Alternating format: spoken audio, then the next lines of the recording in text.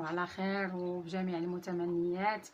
اليوم بغيت ندير معكم واحد الفقاص اللي كيجي رائع، اللي عندي هو الاكل اللي كنخدم به وكيشكروه لي الكليان بزاف بزاف بزاف، ولكن انا بغيت نحط معكم غير كميه قليله، حيت بزاف البنات هضروا معايا في الواتساب قال لك باغيين القياس ديال نص كيلو، ما باغيينش الكيلو. بزاف اللي كيبغيو يديروا غير شي حاجه هكذا قليله، يعني باش نيتي يتحكموا فيها. واليوم فكرت باش ندير معكم هذا النص كيلو هذا، في الحقيقه جاني في الكوموند، قلت نخدموا معكم ان شاء الله الى يسر مولانا. بالنسبه لهذا الفقاس هذا البنات، انا راني فايته حاطه معكم الفقاس في القناه عندي، يعني حاطه الكيلو ديال الفقاس، ولكن دابا هذا القياس هذا نص كيلو راني ما حاطاهش، انا غادي نحطو وبطريقه مختلفه ان شاء الله. نتمنوا مولانا يوفق الجميع. بالنسبه لهذا الفقاس هذا البنات، اللي عندي فيه 3 ديال البيضات، كاس ديال سكر سنيده، كاس ديال العنبه كنعبر بالعنبه، كاس ديال سكر سنيده، كاس ديال الزيت. كاس ديال الزيت ما كنعمروش بزاف، كنديرو هكذا على هذا القياس هكا، كنعمروش كاع بزاف بحال ديال السكر. كاس ديال الزنجلان منقي طبعا، ومني كنبغي نديرو مع العجينه نخلطو مع الخليط، كنشلو بميها، كنشلو عاد كنديرو نص كاس ديال القهوه سريعه الذوبان، نص كاس كنديرو نص كاس ديال الماء دافي، وكندير فيه نص شاسيه ديال القهوه سريعه الذوبان. يعني هاد القهوه هذه كتعطي واحد اللوين غزال للفقاس، وكتعطي واحد المذاق غزال. بالنسبه لي كان عندي الكيلو كندير جوج شاسيات، وحده في الدين وحده لداخل في القلب. دابا هنا انا قسمت غير شاسيه وحده، النص درتو هنا غادي نديرو لداخل، والنص الاخر درتو في هاد الجبابينه اللي غادي ندهن به الفقاس ديالي، ما غاديش ندهنو بالبيض. قبيصه ديال الملحه، شاسيه ديال الخماره حمراء 8 غرام، وشاسيه ديال الفاني، 2 معالق ديال النافع، والطحين على حسب الخليط. غادي ندوزو دابا ان شاء الله نديرو المكونات كاملين عندنا في القصعه ديالنا، ونشوفوا كيفاش غادي نجمعوا هاد الفقاس. بسم الله. بالنسبه للبيض متوسط، ماشي غليظ بزاف وماشي صغير.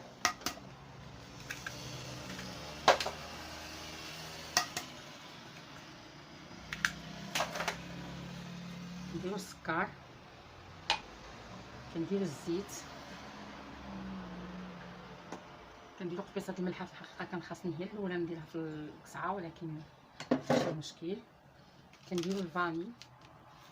بالنسبه للخماره غادي نخليها حتى غادي نديرها مع الطحين. نخلط الخليط ديالي مزيان. بسم الله. نص كيلو كيجي خفيف البنات، دغيا دغيا كيتخلط ودغيا دغيا كيتحمر، ونيت كتجي شي حاجه اللي زوينه. بالنسبه للوز انا ما كنقطعوش البنات، كنديرو على هذا الشكل باش ملي كنقطع الفقاس كيجيني باينه التقطيعه ديال اللوزه، ولكن راه كيجيني تبارك الله غزال. بالنسبه للنباتة الا كنت بحال دابا ما حاجتيش ليه، راه كنديرو مثلا في الليل، ودائما انا الفقاس ديالي كنعجنو بالليل ونخليه الصباح نوض نقطعو، ولكن الا كنت مزروبه به راني نعجنو.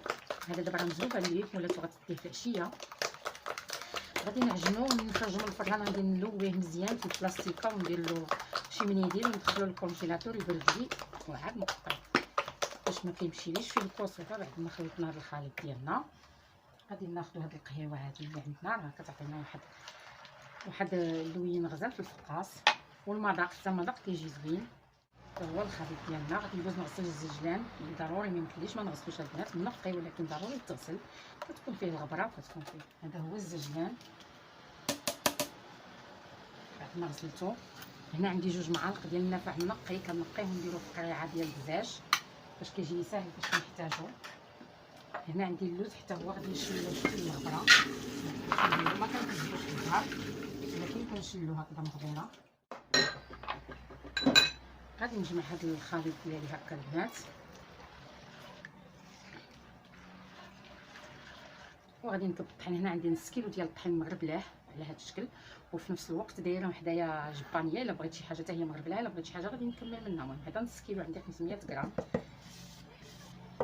500 غرام غادي نكبها هنايا، حيت انا عارفه يعني ماشي بالضروره باش ندير غير شويه، انا عارفه كيهز اكثر من نص كيلو هذا القياس هذا. غير المهم انا غندير نص كيلو، ومن بعد غادي نبقى نزيد هاز جبانيه حدايا، من بعد غنبقى نزيد. ناخذ الخماره ديالي نديرها حتى هي مع الطحين، كيجي غزال هذا الفقاس البنات، كيجي لذيذ وفي نفس الوقت ما فيش بزاف ديال المقادير وساهل، دغيا دغيا كيتصاوب.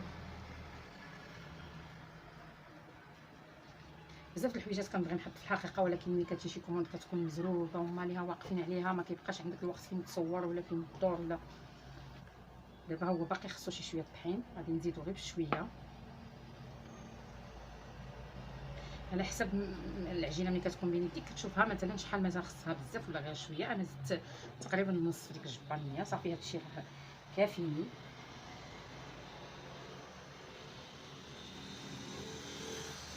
شفت غير نص كيلو، درت في ساعه صغيره، ساعه جاتني شويه معلبه.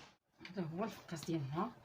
دابا غادي ندهنو غير شويه القصعه بشويه ديال الزيت، وغندوز نحلبلو الفقاس ديالنا اللي كيجي على هاد الشكل البنات. ماشي ما خصوش يجي خفيف بزاف باش ما يسيحش ويجي رقيق، وما خصوش يجي قاصح عاوتاني باش ما يجيش قاصح. نديرو شويه ديال الزيت في القصعه ديالنا، ما نقولوش الزيت بزاف، غير قطيره باش ما يسخناش في القصعه. حيت هو كيبقى على هاد الشكل كيلصق. غناخدو هاد نص كيلو ديالنا نقسموه على 3 ديال لي بودان. كنحاولوا نقادو الكويرات بحال هكا باش يجيونا قد. اللي بغى يعبر بالميزان يعبر، انا كندير عيني ميزاني هكا على هاد الشكل. وغندوزو نصفو هذا السطح العمال، حتى هو غنديرو فيه غير شويه الزيت، مديروش بزاف، شويه. بالنسبه للطباصل ديال الفرهان انا ما كنديرلهمش بالنسبه للفقاس وداكشي، ما كنديرش الكاغيط، نسطحوه شويه هكا مع الارض باش كيحيدو لنا منو داك، ما يجيش متقب من الداخل بزاف. الطباصل عندي قدام ما كيلصقوش، كأن الكاغيط كنديرو غير في العقده، ما كنديروش هكا في الفقاس ولا في الصافلي، ولا كنديرو غير في العقده.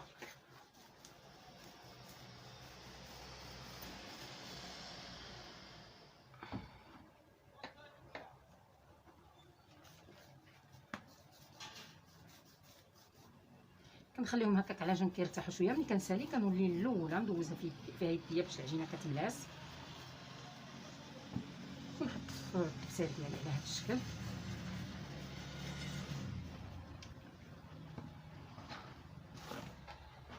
كنخليو شويه المسافه هكا. دابا نص كيلو عطاني هاد 3 ديال لي بودان البنات. هاد شويه ديال نص شاصيه القهوه اللي بقات ليها هي خلطتها في الجبابينه، هي اللي غادي ندوز ندهن بها هاد، كنخلطها مزيان، هي اللي غندهن بها هاد الفقاس ديالي. ما غاديش ندير البيض.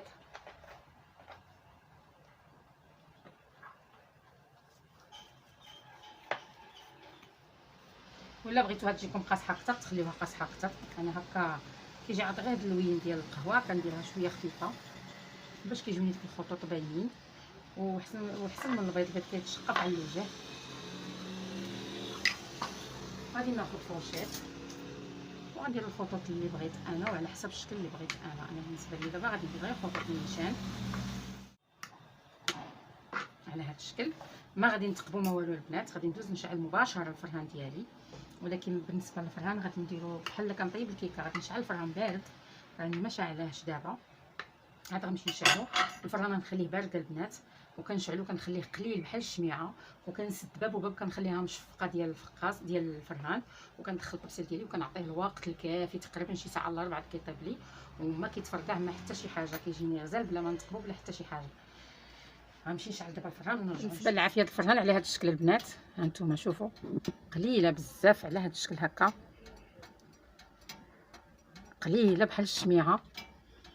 وغادي نسد باب وباب غنخليها مشقوق. بالنسبه للفقاس كنديرو من الفوق، غنسبقو من الجهه الفوقانيه هي الاولى، يعني طرحتو في الجهه الفوقانيه، وغادي نسد باب وحتى هكا ديال الفران حتى كنيدوز هكاك واحد تقريبا 30 دقيقه ولا 29 دقيقه.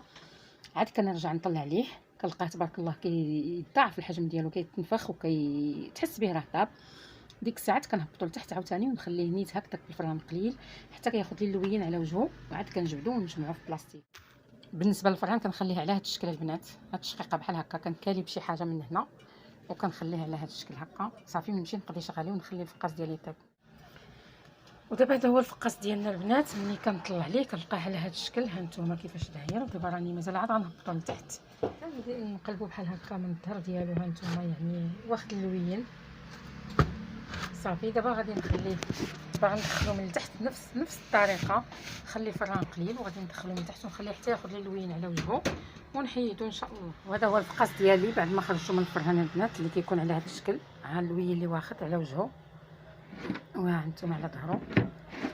هاد الفقاس كيكون على هذا الشكل البنات، اللي كنجيبو كنديرو في بلاستيكه على هذا الشكل هكا.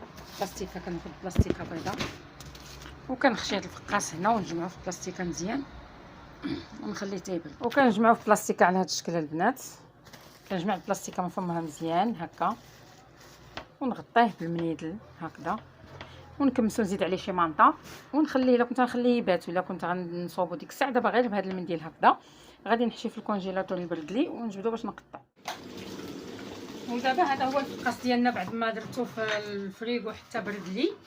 دابا انا دزت باش نقطعو يعني في نفس النهار اللي ما كيضيع فيه والو. انا بديت كنقطع، كان التليفون عندي مديسارجي درتو يتشارجا وبديت كنقطع. قطعت هاد الجوج هادو، باقي لي هاد الحبه ونخليه في هكا في الفريغو حتى كيبرد مزيان على خاطر وقبض راسو. ديك الساعات كنقطعو ما كيمشي لي فيه حتى شي حاجه.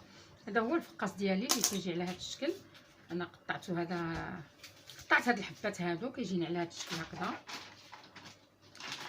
كيجي غزال وساهل تبارك الله. كيحط كميه كبيره تقريبا، كيحط شي كيلو ونص تقريبا. هذه انا غادي ندوز نقطعها معكم. بالنسبه للسكين هكا كتكون ديك السكين ديال حاده كتكون ماضيه وزوينه، هي اللي كتصلح للفقاس. غادي نمشي مع الفقاس ديالي على هذا الشكل. بسم الله.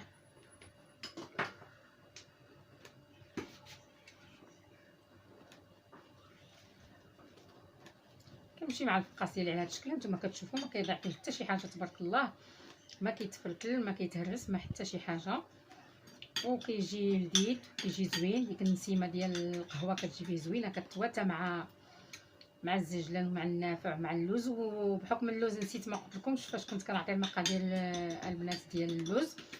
بالنسبه للوز ما قلت لكمش، راني دايره 5 دراهم ديال اللوز اللي خديتها عبار بالعاني باش نحطها هكذا. بنادم ما يكونش عنده اللوز في الدار يمشي يعرف القياس اللي غياخذ ديك نص كيلو.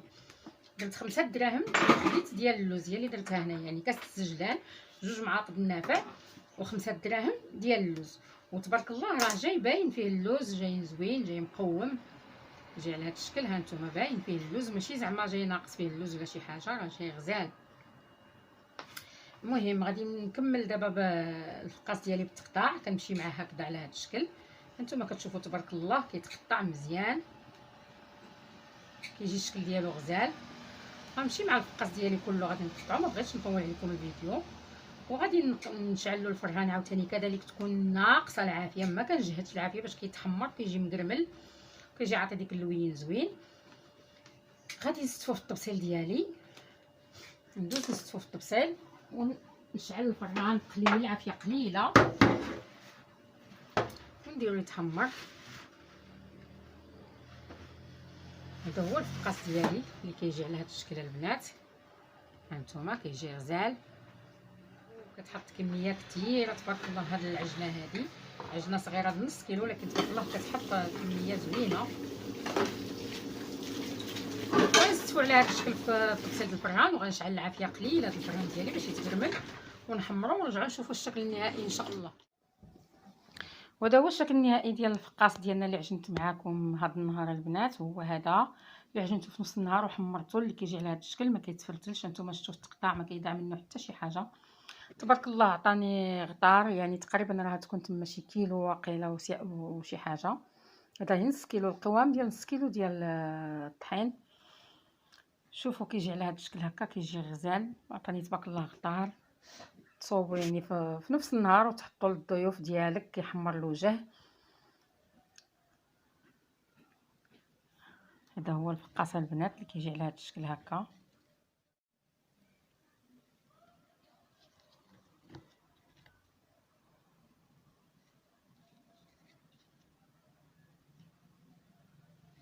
كنتمنى باش يعجبكم هذا الفقاس، وكنتمنى باش تجربوه اكثر.